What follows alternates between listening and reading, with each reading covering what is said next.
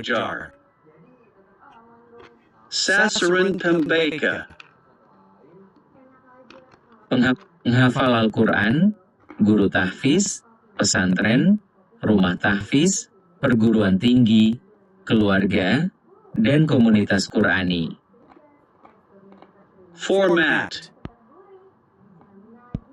Of 4 times New Roman 12 points, space I15, margin 4 3 cm.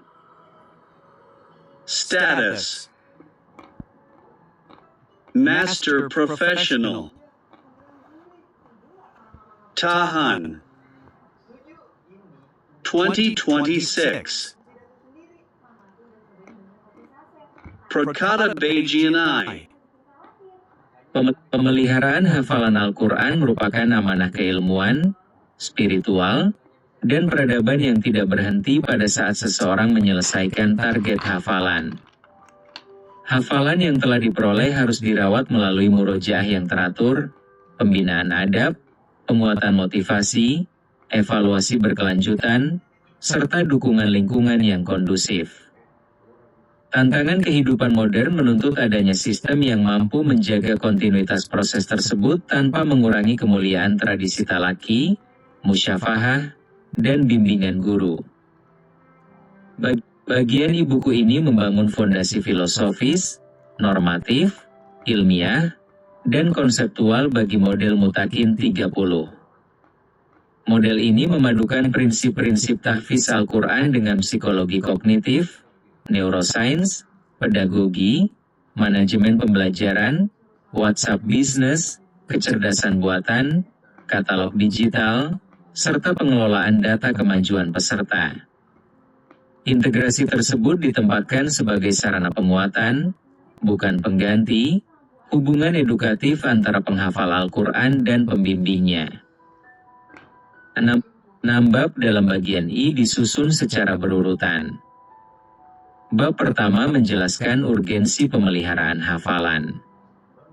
Bab kedua menguraikan landasan normatif, adab, dan nilai Islam. Bab ketiga membahas psikologi, neuroscience, dan pedagogi. Bab keempat merumuskan konsep dasar dan grand design Mutakin 30. Bab kelima menjelaskan akronim, prinsip, dan komponen model. Bab keenam menyajikan arsitektur sistem, standar minimum, tingkat kematangan, dan kesiapan adopsi. Naskah ini diharapkan menjadi pijakan bagi lembaga pendidikan, pesantren, rumah tahfiz, perguruan tinggi, keluarga, dan komunitas untuk mengembangkan pemeliharaan hafalan Al-Quran yang istiqomah, terukur, manusiawi, aman, dan berkelanjutan. Daftar ISI Bajianai. Bab 1. Urgensi pemeliharaan hafalan Al-Quran. Bab 2. Landasan normatif, adab, dan nilai Islam. Bab 3. Psikologi, neuroscience, dan pedagogi pemeliharaan hafalan. Bab 4. Konsep dasar dan grand design Mutakin 30. Bab 5. Akronim, prinsip, dan komponen Mutakin 30. Bab 6. Arsitektur sistem, standar minimum, tingkat kematangan, dan kesiapan adopsi. Penutup Synthesis Bagianai.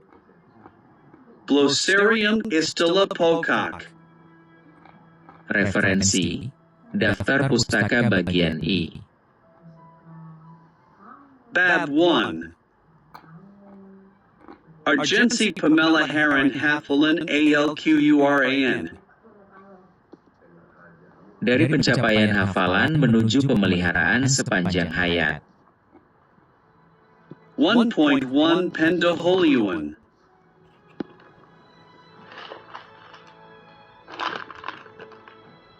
Al-Quran menempati posisi sentral dalam kehidupan umat Islam sebagai petunjuk, sumber nilai, dasar pembentukan akhlak, dan orientasi peradaban. Tradisi menghafal Al-Quran telah berlangsung sejak masa Rasulullah Shallallahu Alaihi Wasallam dan menjadi salah satu mekanisme penting dalam transmisi wahyu. Meskipun demikian, penyelesaian hafalan bukanlah akhir dari proses tahfiz. Ia justru menjadi awal dari tanggung jawab yang lebih panjang, yaitu memelihara ketepatan, kelancaran, urutan, tajwid, dan kesiapan hafalan untuk dipanggil kembali dalam berbagai situasi. Pemeliharaan hafalan memiliki karakter berbeda dari penambahan hafalan baru. Penambahan hafalan menuntut proses encoding, sedangkan pemeliharaan menuntut penguatan, pengambilan kembali, koreksi, dan konsolidasi. Ketika murojaah tidak dilakukan secara konsisten, jejak memori melemah, hubungan antar bagian ayat menjadi kurang stabil, dan kesalahan kecil dapat berkembang menjadi pola yang menetap.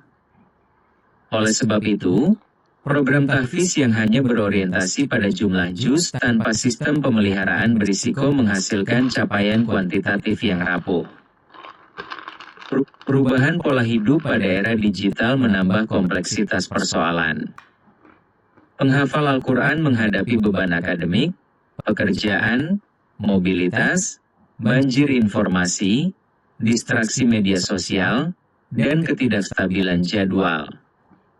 Pada saat yang sama, teknologi menyediakan peluang untuk membangun pengingat, katalog materi, rekaman setoran, dashboard kemajuan, komunitas dukungan, serta analisis pembelajaran. Tantangan utamanya bukan memilih antara tradisi dan teknologi, melainkan menempatkan teknologi sebagai instrumen yang tunduk pada adab, tujuan pendidikan, dan otoritas keilmuan. 1.2 Kappayan Pembelajaran. Setelah mempelajari bab ini, pembaca mampu menjelaskan hakikat pemeliharaan hafalan Al-Quran, membedakan orientasi ziyadah dan murojaah, menganalisis faktor yang menyebabkan hafalan bertahan atau melemah, mengidentifikasi tantangan pemeliharaan hafalan pada era digital, serta merumuskan kebutuhan akan sistem terpadu yang menjamin kontinuitas pembinaan.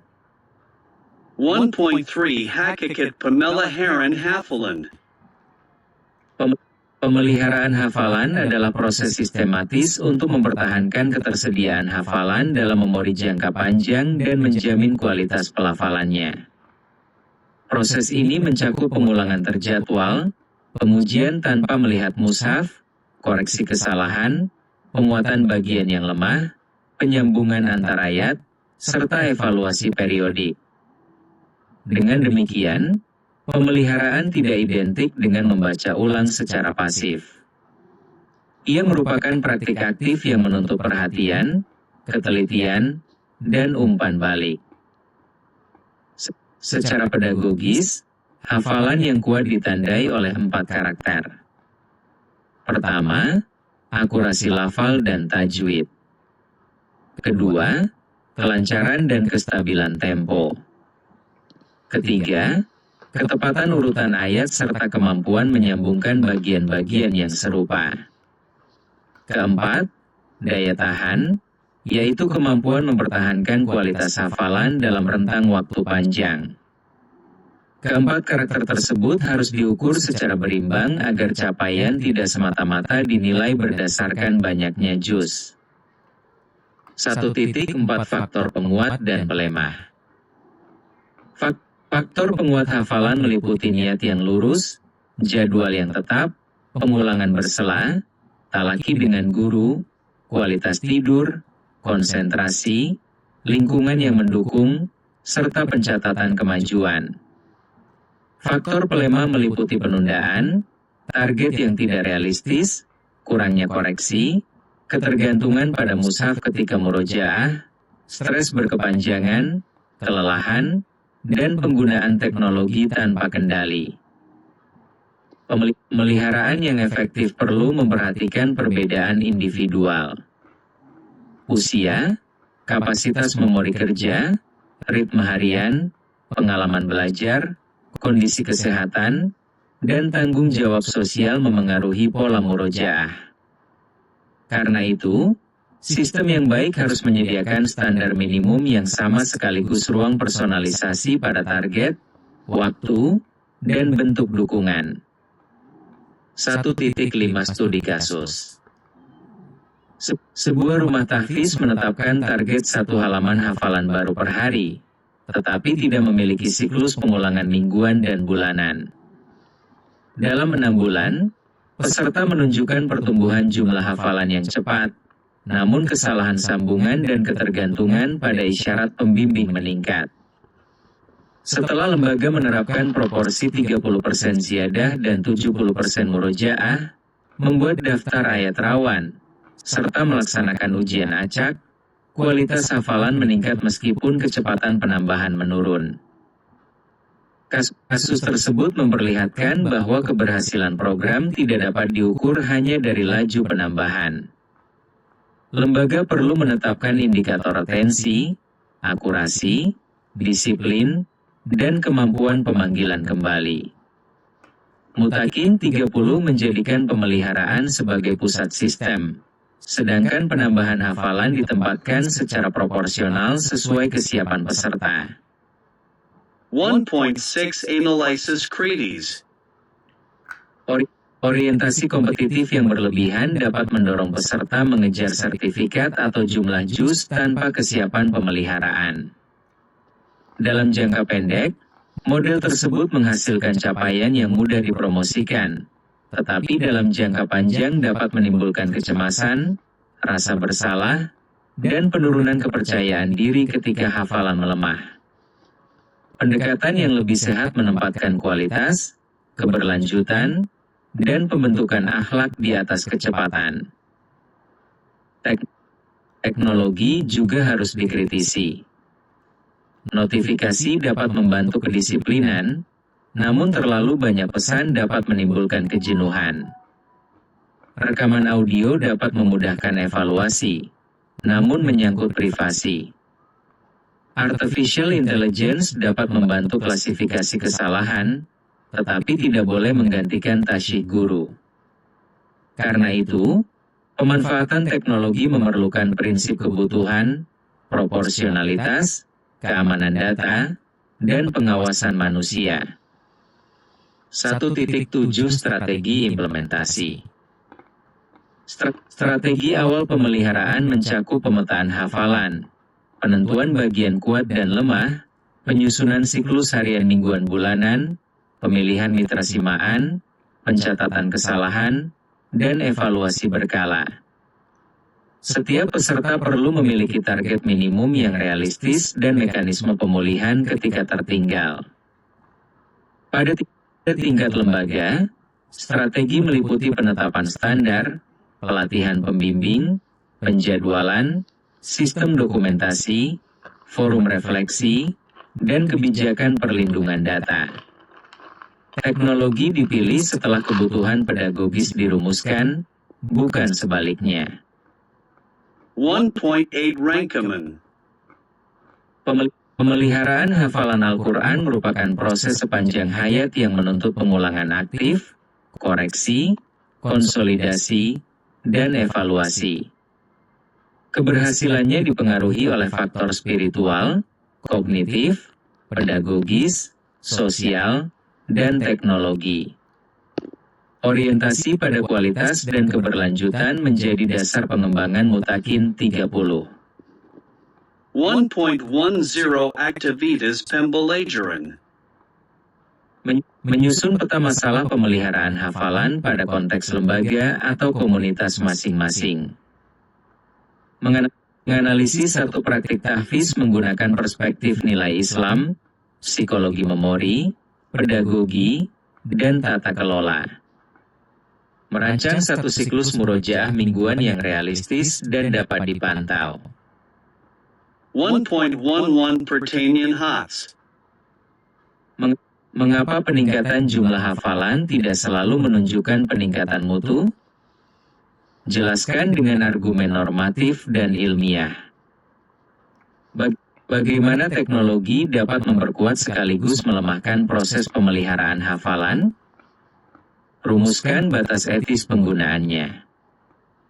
Rancang solusi bagi peserta yang konsisten hadir tetapi retensinya rendah. Evaluasilah kemungkinan bias dalam penggunaan data dan artificial intelligence pada program tahfiz. Susun indikator keberhasilan yang lebih komprehensif daripada sekadar jumlah juz. Pukul 1.12 refleksi akademik.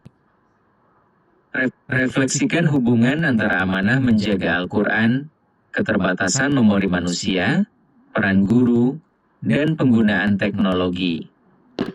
Tuliskan perubahan praktik yang perlu dilakukan agar program pemeliharaan hafalan menjadi lebih istiqomah, adil, dan berkelanjutan.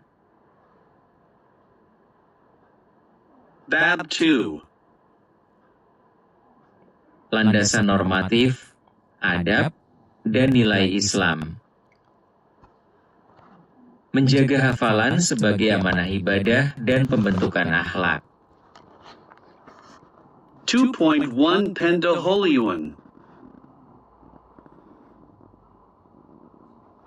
Pemeliharaan hafalan Al-Quran tidak dapat dilepaskan dari landasan normatif Islam. Al-Quran bukan sekadar objek hafalan, melainkan kalam Allah yang harus diperlakukan dengan adab, dipahami kandungannya, diamalkan, dan dijadikan sumber pembentukan kepribadian.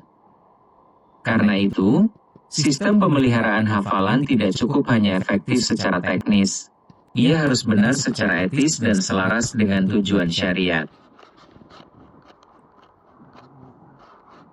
Tradisi para ulama menunjukkan bahwa kualitas penghafal Al-Quran diukur bukan hanya dari banyaknya ayat yang dikuasai, tetapi dari keikhlasan, ketawadukan, kedisiplinan, kehati-hatian dalam membaca, serta kesediaan untuk terus belajar. Adab menjaga hubungan antara ilmu, ibadah, dan akhlak agar teknologi dan manajemen tidak menggeser ruh pendidikan Qurani. 2.2 Kapaian Pembelajaran. Pembaca mampu menjelaskan dalil dan prinsip Islam yang mendasari pemeliharaan hafalan, mengidentifikasi adab penghafal, pembimbing, dan pengelola, menerapkan nilai amanah, ikhlas, istiqomah, tawaduk, dan ihsan, serta menilai penggunaan teknologi berdasarkan etika Islam. 2.3 Landasan Al-Quran dan Hadis. Allah SWT berfirman, Inna nahnu nazzalna al-dhikra wa inna lahu lahafidhun. Sesungguhnya kamilah yang menurunkan Al-Quran dan sesungguhnya kami benar-benar memeliharanya. QS Al-Hijr 15:9. Jaminan pemeliharaan Al-Quran menegaskan bahwa penjagaan wahyu berlangsung melalui berbagai sebab, termasuk tulisan, transmisi bacaan, sanad, pendidikan, dan keberadaan para penghafal. Keterlibatan manusia dalam menjaga hafalan merupakan bentuk pengabdian dalam kerangka kehendak Allah. Rasulullah Shallallahu Alaihi Wasallam menganjurkan agar hafalan Al-Quran terus dijaga karena ia mudah lepas apabila tidak diikat dengan pengulangan. Makna pedagogis hadis ini sangat kuat. Lupa adalah bagian dari kondisi manusia, sedangkan murojaah merupakan tanggung jawab yang harus diupayakan secara sadar. 2.4 Adab Penghafal Al-Quran. Adab pertama adalah ikhlas. Hafalan tidak boleh menjadi alat kesombongan, pencitraan, atau merendahkan orang lain. Adab kedua adalah menjaga kesucian lahir dan batin, termasuk memperhatikan kebersihan, ketenangan tempat, dan kesantunan perilaku. Adab ketiga adalah menghormati guru, menerima koreksi, dan tidak merasa cukup dengan kemampuan sendiri. Adab keempat adalah menjaga lisan dan perbuatan. Seorang penghafal dituntut menghadirkan Al-Quran dalam akhlaknya, Adab kelima adalah istiqomah, yaitu melakukan amal secara teratur meskipun sedikit. Adab keenam adalah tawaduk dan kesediaan memperbaiki diri. Dalam sistem digital, adab juga mencakup kesantunan komunikasi, ketepatan waktu, tidak menyebarkan rekaman tanpa izin, dan menjaga kerahasiaan data peserta. 2.5 Nilai-nilai inti. Nilai amanah menuntut peserta menjaga hafalan dan pengelola menjaga data. Nilai ihsan mendorong upaya terbaik dalam bacaan, pelayanan, dan evaluasi. Nilai ta'awun membentuk budaya saling membantu melalui pasangan simaan dan komunitas. Nilai disiplin melahirkan keteraturan. Nilai rahmah mencegah pendekatan yang mempermalukan atau menekan peserta. Nilai keadilan menuntut penilaian berdasarkan kriteria yang jelas dan perlakuan yang mempertimbangkan kebutuhan individual. Nilai maslahah membimbing pemilihan teknologi yang memberikan manfaat lebih besar daripada mudarat. Nilai tabayyun mendorong verifikasi data dan hasil analisis AI sebelum digunakan untuk keputusan pendidikan. 2.6 Studi kasus etika digital. Seorang pembimbing mengunggah rekaman setoran peserta ke grup besar dengan maksud memberi contoh kesalahan. Meskipun tujuannya edukatif, tindakan tersebut membuat peserta merasa dipermalukan. Praktik yang lebih tepat adalah meminta persetujuan, menghapus identitas, atau memberikan umpan balik secara privat. Kasus ini menunjukkan bahwa efektivitas pembelajaran tidak boleh mengorbankan martabat. Pada kasus lain, sistem otomatis memberikan label lemah kepada peserta berdasarkan frekuensi setoran. Label tersebut tidak mempertimbangkan kondisi sakit dan tanggung jawab keluarga. Pengelola kemudian memperbaiki sistem dengan menambahkan verifikasi manusia dan kategori alasan yang sah. Prinsip keadilan dan rahmah harus hadir dalam setiap keputusan berbasis data. 2.7 Pedoman Edis Mutakin 30. Mutakin 30 menempatkan guru sebagai otoritas tasyih, teknologi sebagai alat bantu, dan peserta sebagai subjek bermartabat. Data dikumpulkan secukupnya, digunakan untuk tujuan pendidikan, disimpan dengan aman, dan tidak disebarluaskan tanpa dasar yang sah. Umpan balik disampaikan secara santun, spesifik, dan membangun. Setiap lembaga perlu memiliki kode etik yang mencakup niat, adab komunikasi, perlindungan anak, privasi, penggunaan rekaman, penggunaan AI, penyelesaian keluhan, serta larangan komersialisasi yang merendahkan kemuliaan Al-Quran. 2.8 Rankaman. Landasan normatif dan adab memberi arah moral bagi seluruh sistem pemeliharaan hafalan. Keikhlasan, amanah, istiqomah, ihsan, rahmah, keadilan, dan perlindungan martabat menjadi prinsip yang tidak dapat dipisahkan dari efektivitas teknis.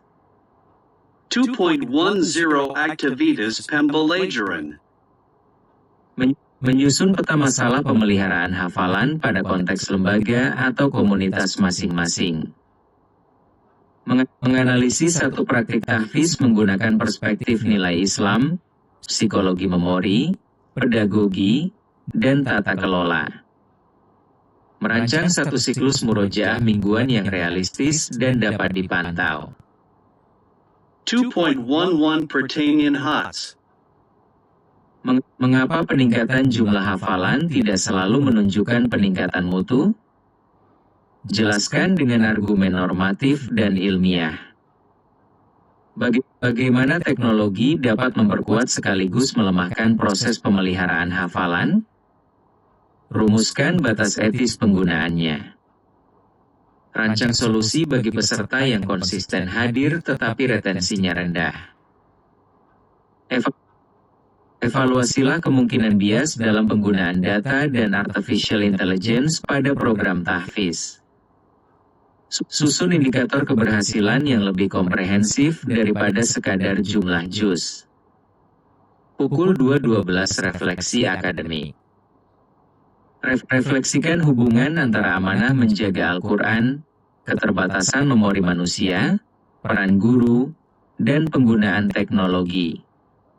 Tuliskan perubahan praktik yang perlu dilakukan agar program pemeliharaan hafalan menjadi lebih istiqomah, adil, dan berkelanjutan. Bab 3. Psikologi, neuroscience, dan pedagogi pemeliharaan hafalan. Memahami memori untuk membangun murojaah yang efektif. 3.1 Pendahuluan.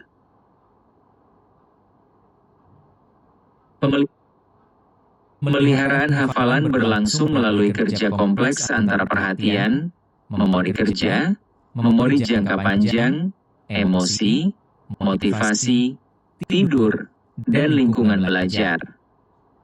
Pemahaman ilmiah membantu pengelola tahfiz menyusun latihan yang sesuai dengan cara manusia belajar tanpa mereduksi dimensi spiritual.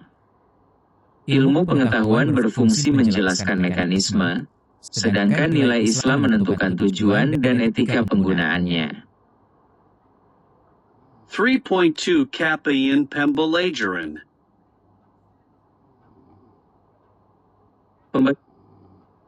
Pembaca mampu menjelaskan proses encoding, konsolidation, storage, dan retrieval, menerapkan pengulangan bersela dan retrieval praktice, memahami peran tidur, emosi, motivasi, dan beban kognitif, serta merancang pembelajaran tahfiz yang adaptif. 3.3 Arsitektur memori. Informasi yang didengar atau dibaca pertama-tama memerlukan perhatian. Tanpa perhatian, materi tidak diproses secara memadai. Memori kerja kemudian menahan dan mengolah sejumlah informasi secara terbatas. Karena kapasitasnya terbatas, ayat perlu dipotong menjadi unit bermakna, diulang, dihubungkan, dan dipraktikkan. Setelah itu, konsolidasi memperkuat jejak memori agar dapat disimpan dalam jangka panjang. Retrieval adalah kemampuan memanggil kembali informasi. Hafalan yang tampak lancar ketika mengikuti mushaf belum tentu kuat ketika diuji dari titik acak. Karena itu, latihan harus mencakup pemanggilan tanpa petunjuk, sambungan ayat, awal halaman, akhir halaman, dan ayat mutasyabihat. 3.4 Kurva lupa dan pengulangan bersela. Kurva lupa menggambarkan kecenderungan retensi menurun setelah belajar. Pengulangan yang dilakukan sebelum jejak memori terlalu lemah dapat memperpanjang daya simpan. Prinsip pengulangan bersela menganjurkan interval yang semakin panjang ketika hafalan stabil dan interval yang lebih pendek ketika hafalan rapuh. Dalam praktik, ayat baru dapat diulang pada hari yang sama, keesokan hari, akhir pekan, akhir bulan, dan siklus berikutnya. Jadwal tidak bersifat kaku, hasil evaluasi menentukan interval berikutnya. Mutakin 30 menggunakan logika adaptif. Bagian lemah memperoleh frekuensi lebih tinggi, sedangkan bagian kuat tetap diuji secara berkala. 3.5 Retrieval praktik dan umpan balik.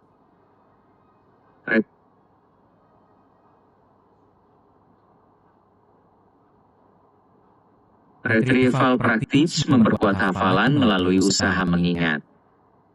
Kesalahan yang muncul bukan semata kegagalan, tetapi data diagnostik.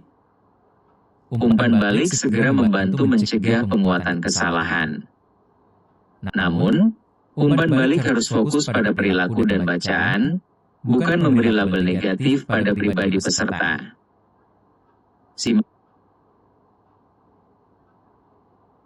simaan berpasangan, setoran kepada guru, ujian acak, rekaman mandiri, dan kuis sambungan ayat merupakan variasi retrieval praktice. Variasi diperlukan agar hafalan tidak bergantung pada satu konteks atau satu urutan. 3.6 Neuroscience, tidur, dan emosi.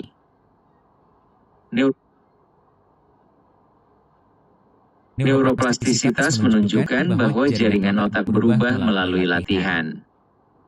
Pengulangan yang benar memperkuat jalur yang digunakan, sedangkan pengulangan salah dapat memperkuat kesalahan. Karena itu, kualitas latihan lebih penting daripada sekadar durasi. Tidur mendukung konsolidasi memori. Program yang menuntut begadang terus-menerus dapat merugikan retensi dan kesehatan. Emosi juga berpengaruh. Kecemasan berlebihan mengganggu pemanggilan kembali, sedangkan rasa aman meningkatkan keberanian mencoba. Lingkungan tahfiz perlu menyeimbangkan tantangan dan dukungan. 3.7 Motivasi dan regulasi diri. Motivasi intrinsik tumbuh ketika peserta memahami makna ibadah, merasakan kemajuan, memiliki otonomi terbatas, dan memperoleh dukungan sosial. Motivasi ekstrinsik seperti penghargaan dapat membantu, tetapi tidak boleh menjadi pusat. Regulasi diri mencakup kemampuan menetapkan target, memantau kemajuan, mengelola waktu, dan memperbaiki strategi. Dashboard kemajuan dalam Mutakin 30 sebaiknya menampilkan perkembangan personal, bukan perbandingan sosial yang berlebihan. Refleksi mingguan membantu peserta mengenali faktor keberhasilan dan hambatan. 3.8 Design Pedagogies. Desain pembelajaran dimulai dari asesmen diagnostik, target yang realistis, segmentasi materi, latihan aktif, umpan balik, dan evaluasi berkala. Diferensiasi diperlukan bagi anak, remaja, mahasiswa, pekerja, dan lanjut usia. Materi audio, teks, dan visual dipakai sebagai dukungan, tetapi inti tetap pada bacaan yang benar dan hubungan dengan guru. Pembelajaran yang efektif menggunakan prinsip sedikit tetapi konsisten, variasi latihan, jeda yang cukup, dan perbaikan terarah. Sistem harus menyediakan jalur pemulihan bagi peserta yang tertinggal agar kegagalan sementara tidak berubah menjadi putus belajar. 3.9 Rankeman. Psikologi, neuroscience, dan pedagogi menjelaskan bahwa hafalan kuat dibangun melalui perhatian, pengulangan bersela, retrieval praktis, koreksi cepat, tidur yang cukup, emosi positif, motivasi, dan regulasi diri. Prinsip-prinsip tersebut menjadi dasar desain adaptif Mutakin 30. 3.10 Activitas Pembelajaran. Menyusun peta masalah pemeliharaan hafalan pada konteks lembaga atau komunitas masing-masing. Menganalisis satu praktik tahfiz menggunakan perspektif nilai Islam, psikologi memori, pedagogi, dan tata kelola. Merancang satu siklus murojaah mingguan yang realistis dan dapat dipantau. 3.11 Pertanian HOTS. Mengapa peningkatan jumlah hafalan tidak selalu menunjukkan peningkatan mutu? Jelaskan dengan argumen normatif dan ilmiah. Bagaimana teknologi dapat memperkuat sekaligus melemahkan proses pemeliharaan hafalan? Rumuskan batas etis penggunaannya. Rancang solusi bagi peserta yang konsisten hadir tetapi retensinya rendah. Evaluasilah kemungkinan bias dalam penggunaan data dan artificial intelligence pada program tahfiz. Susun indikator keberhasilan yang lebih komprehensif daripada sekadar jumlah juz. Pukul 3.12 refleksi akademik. Refleksikan hubungan antara amanah menjaga Al-Quran, keterbatasan memori manusia, peran guru, dan penggunaan teknologi. Tuliskan perubahan praktik yang perlu dilakukan agar program pemeliharaan hafalan menjadi lebih istiqomah, adil, dan berkelanjutan. Bab 4. Konsep dasar dan Grand Design Mutakin 30. Ekosistem pemeliharaan 30 juz berbasis manusia, nilai, dan teknologi. 4.1 Pendahuluan. Mutakin 30 dirancang sebagai model terpadu untuk memelihara hafalan Al-Quran 30 juz melalui pengorganisasian proses, sumber belajar, pendampingan, komunikasi, evaluasi, dan teknologi. Model ini lahir dari kebutuhan untuk mengatasi fragmentasi program tahfiz yang sering memisahkan kegiatan setoran, dokumentasi, pengingat, evaluasi, dan dukungan komunitas. Grand Design Mutakin 30 menempatkan peserta, guru, dan nilai Qurani sebagai pusat. WhatsApp Business, katalog digital, timer, audio, video, basis data, dan artificial intelligence menjadi lapisan pendukung. Dengan posisi tersebut, teknologi tidak menentukan tujuan, tetapi melaksanakan tujuan pendidikan yang telah dirumuskan. 4.2 Kapayan Pembelajaran. Pembaca mampu menjelaskan definisi, visi, misi, tujuan, sasaran, asumsi dasar, dan kerangka kerja Mutakin 30, memetakan hubungan antar komponen, serta memahami batas penggunaan teknologi. 4.3 Definisi Model.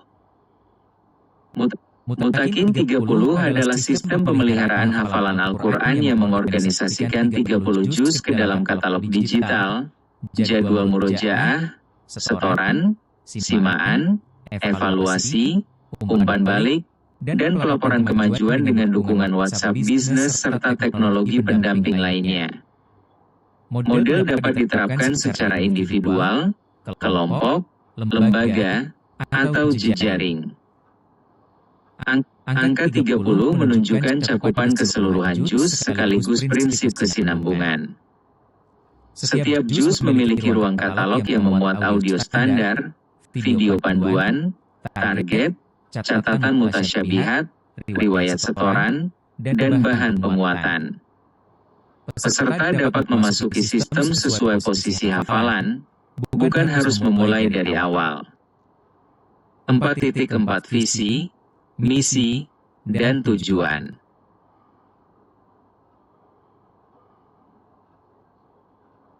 Visi Mutakin 30 adalah terwujudnya ekosistem pemeliharaan hafalan Al-Quran yang istiqomah, akurat, beradab, inklusif, terukur, dan berkelanjutan. Misinya meliputi penguatan tradisi murojaah, peningkatan kapasitas pembimbing, pemanfaatan teknologi secara etis, penyediaan sumber belajar terstruktur, pembangunan komunitas dukungan, dan pengembangan data untuk perbaikan pembelajaran. Tujuan operasionalnya adalah meningkatkan retensi, mengurangi kesalahan, menjaga konsistensi, memudahkan pemantauan, memperluas akses pembimbingan, dan membantu lembaga mengambil keputusan berbasis bukti. 4.5 Pilar Grand Design. Grand Design dibangun atas 6 pilar. Pilar pertama adalah nilai dan adab. Pilar kedua adalah pembimbingan manusia. Pilar ketiga adalah desain pedagogis. Pilar keempat adalah konten 30 juz. Pilar kelima adalah teknologi komunikasi dan data. Pilar keenam adalah tata kelola dan penjaminan mutu. Keenam pilar saling bergantung. Teknologi tanpa adab dapat melanggar privasi, Konten tanpa guru dapat mempertahankan kesalahan. Evaluasi tanpa pedagogi dapat menekan peserta, dan komunitas tanpa tata kelola dapat menjadi tidak konsisten. 4.6 Alur Pengguna.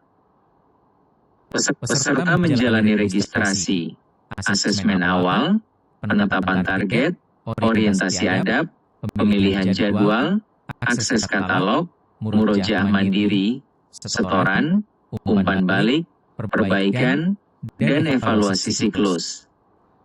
Guru memvalidasi bacaan, menetapkan prioritas, memberi umpan balik, dan mengesahkan capaian.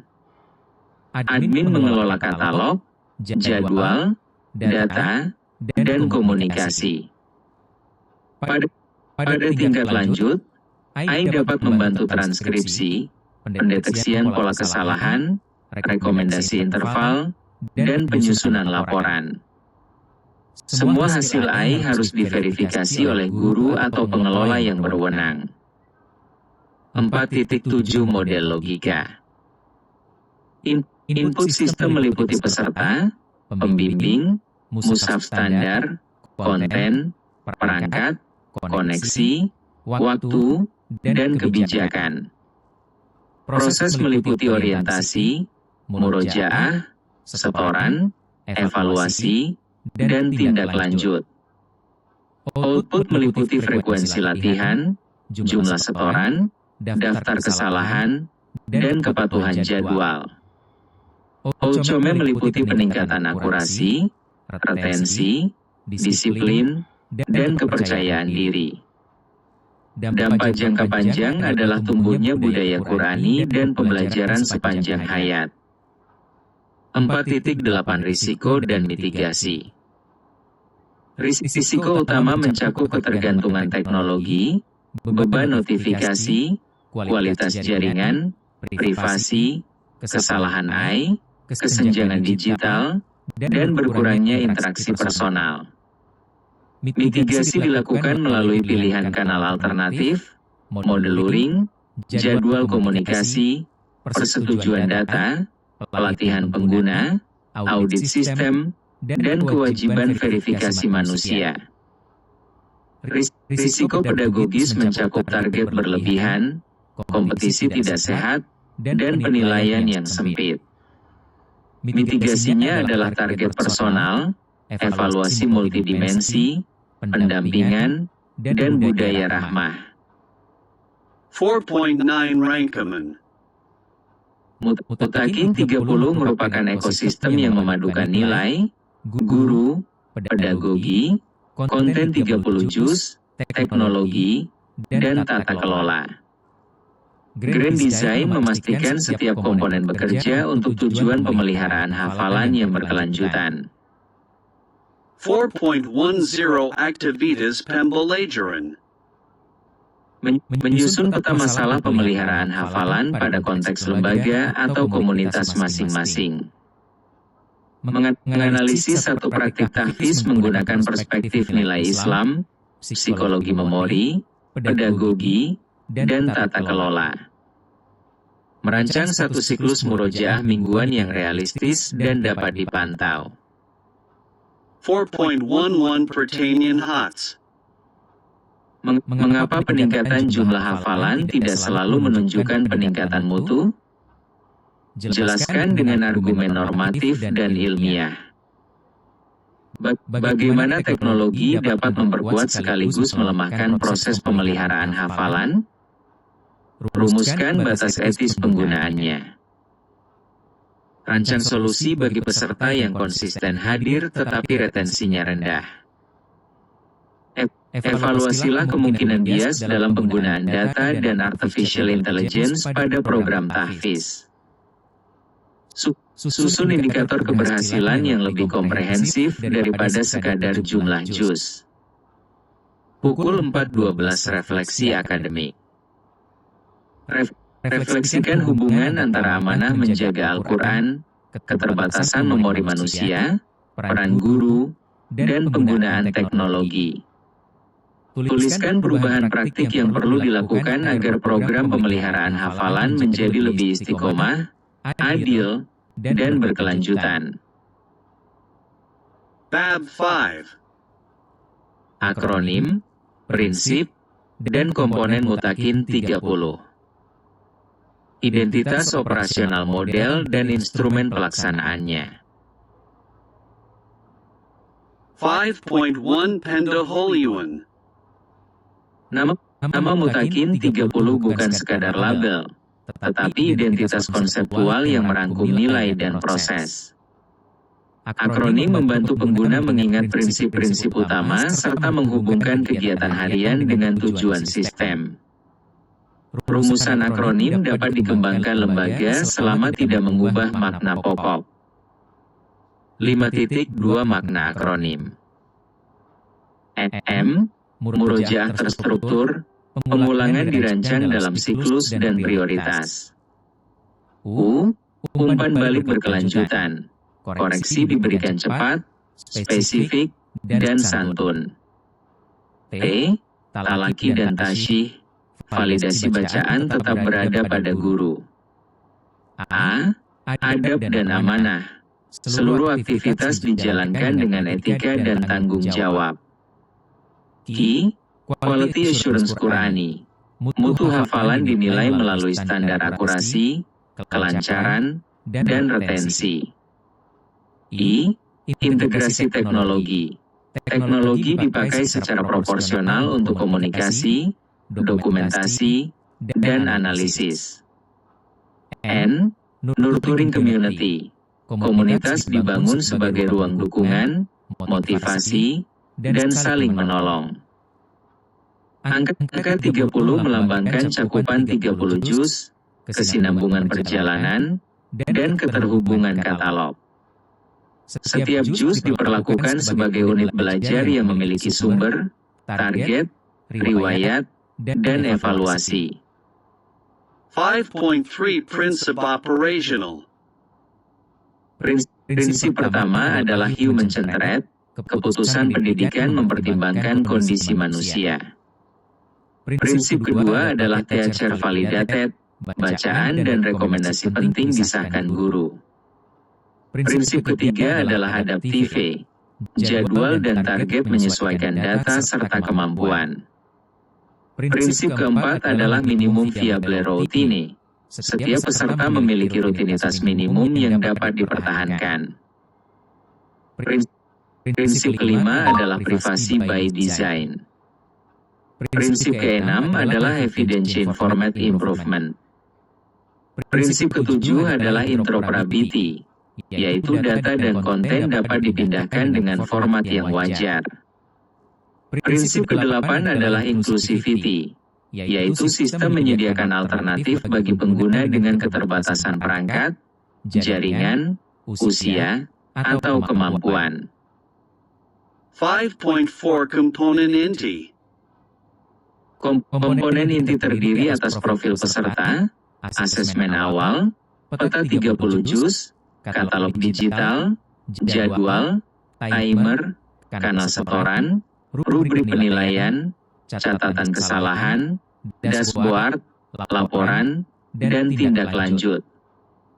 Komponen manusia terdiri atas peserta, guru, wali atau mentor, admin, penjamin mutu, dan pimpinan lembaga. Konten katalog tiap juz minimal memuat identitas juz, rentang surah dan ayat, audio bacaan rujukan, panduan murojaah, daftar ayat mutasyabihat, latihan sambungan, target, dan catatan. Konten tambahan dapat berupa video maharij, tafsir ringkas, refleksi nilai, dan lembar evaluasi. 5.5 WhatsApp Business sebagai kanal. WhatsApp Business dipilih karena familiar, mudah diakses, dan memiliki fitur katalog, label, pesan otomatis, tautan, serta komunikasi multimedia. Katalog dapat disusun per juz, sedangkan label digunakan untuk status peserta seperti orientasi, aktif, perlu tindak lanjut, dan selesai siklus. Pesan otomatis harus dirancang ringkas dan tidak berlebihan.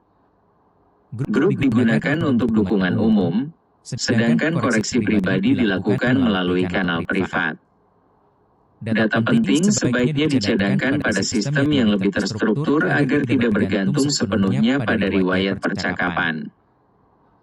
5.6 Artificial Intelligence sebagai pendamping. AI dapat membantu membuat jadwal, merangkum catatan, mengelompokkan kesalahan, menghasilkan latihan, dan menyusun laporan. Pada tahap lebih lanjut, pengenalan suara dapat membantu menandai kemungkinan kesalahan. Namun, variasi kiraah, kualitas audio, aksen, dan keterbatasan model menuntut verifikasi manusia.